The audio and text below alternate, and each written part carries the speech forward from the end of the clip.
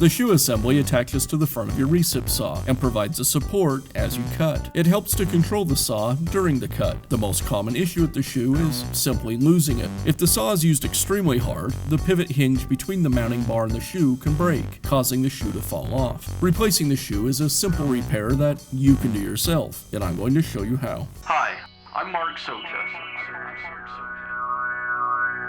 Do-it-yourself repairs like these are easier than you might think.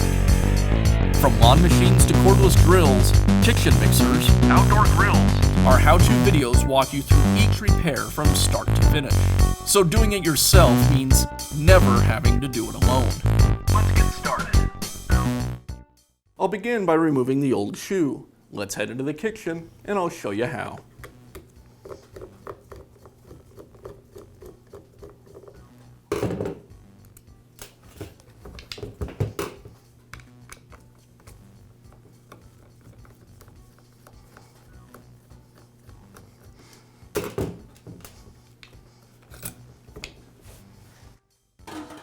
And now I can install the new shoe.